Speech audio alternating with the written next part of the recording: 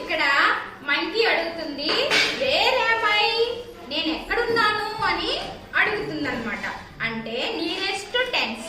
Nearest tense అంటే ఏ tense దగ్గరలో ఉన్నాను అని అడుగుతుంది అనమాట.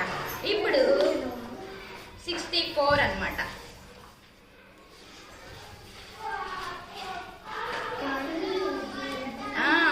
ఇప్పుడు ఇక్కడ 60 ఉంది.